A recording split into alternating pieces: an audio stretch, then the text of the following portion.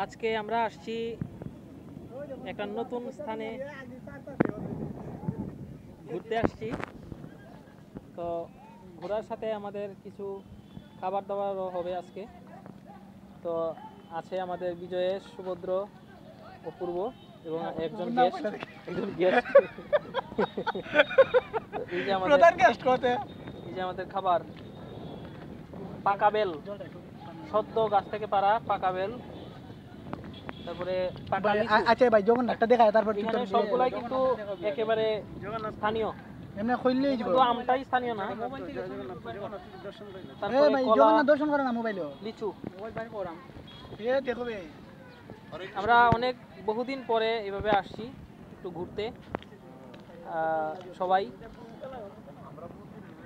তো এই ভ্রমণ সম্পর্কে কিছু কথা যদি বলতে হয় আপনি কি বলবেন? হরে কৃষ্ণ প্রভু, আমাদের পরম দয়াল প্রভু একটা বেল কিনেছে। বেলটা হলো বলছিল খুব ফাঁকা হবে, কিন্তু আসলে এটা ফাঁকা না, এটা হলো আচ্ছা জগন্নাথ খেয়ে দেখাইতেছে। আর ওই যে আম যেন কিনেছে, আমটিও আম কে কিনেছে প্রভু? হ্যাঁ, পরম দয়াল প্রভুই কিনছে। জগন্নাথ খাইতেছি। আপনার কি অনুভূতি? প্রভু হরে কৃষ্ণ মোহাম্মদ জপ করুন এবং প্রসাদ পান। ওই তো রাধা মাধব আছে তো। ঠিক আছে প্রভু, আমরা রাধা খেলে জানাচ্ছি না প্রভু। একটা শুভ ভ্রমণ। আমরা পরে আবার দেখা করব। ভোগ নিবেদন হয়ে গেছে, এখন আমরা প্রসাদ পাবো। মহাপ্রসাদে গোবিন্দে জার্জিটা শয়তানি করে না। এ বেটা তুমি লইলা সবার আগে, সবার বড়টা দাও। এটা আমারটা। আরে একটা ছবি তুলো, একটা ছবি তুলো। এটা বলা সম্ভবত এটাই বলা। যা বুঝেছ আম দিকে বাচ্চা না এলাকা মানে না বাস না, তোমার ভাগ্য ভালো লাগবে দিক কোনে, তোমার ভাগ্য ভালো লাগবে। চুলাইতে পারি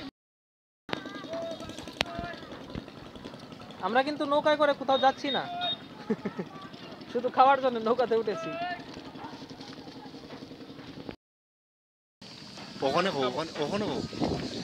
কতক্ষণ ক্লিক করছি না। ও সেরাম। হরে কৃষ্ণ, আজকের বৈষ্ণব সেবা বিজয়েশ প্রভু দিয়েছেন।